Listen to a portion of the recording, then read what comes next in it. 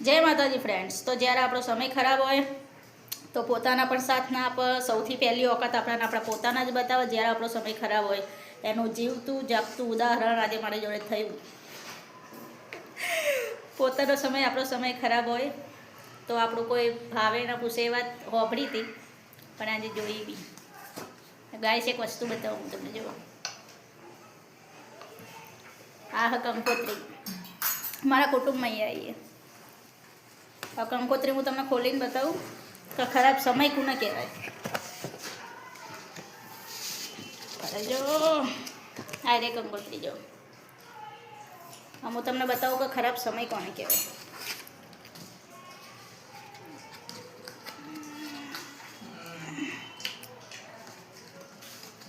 જો ફ્રેન્ડ્સ, સૌથી છેલ્લું મારું નામ લખ્યું હોય। હું મારા કુટુંબમાં સૌથી મોટી, પણ સૌથી છેલ્લું નામ મારું લખ્યું હોય। મને મારી ઓકાત બતાવે, મને મારું લેવલ બતાવે। સૌથી મોટી હોવા છતાં બી સૌથી નાની હોવાનો અહેસાસ કરાવે, એને કુટુંબ કહેવાય। આપણો સમય જોઈને આપણી જોડે વર્તન કરે એને સમાજ કહેવાય, એને કુટુંબ કહેવાય। તો જ્યારે ખરાબ સમય હોય તો આપણા લોકો જ સૌથી વધારે મજા લેતા હોય। આપણું કુટુંબ, આપણું સમાજ, આપણું પરિવાર જ સૌથી વધારે મજા લેતું હોય આપણે। એ વસ્તુ આજે મેં જોઈ। કોઈ વાંધો નહીં, સારા સમયની રાહે છીએ।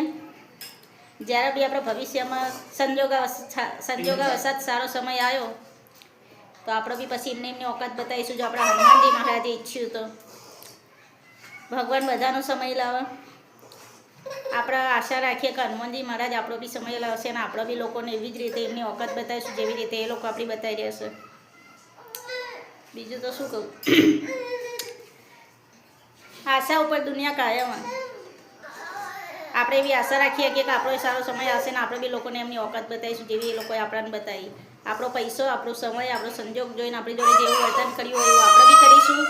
ભગવાન આપણો બી એવો સમય લાવશે કે આપણે બી લોકોને વળતા જવાબ આપીશું। પણ ખબર નહીં હવે સમય ક્યારે આવશે। હવે જલ્દી આવશે, બાધા લઈ લીધી। તમે સપોર્ટ કરો, તમે આપણી ચેનલને સબસ્ક્રાઈબ કરો, આપણે આગળ આવીએ તો એ સમય જલ્દી આવશે। હનુમાનજી મહારાજની દયાથી આપણે આશા કરીએ કે સમય બહુ જલ્દી આવે કે આપણે લોકોને એમની ઓકાત બતાવીએ જે લોકોએ આપણાને આપણી ઓકાત બતાવી છે।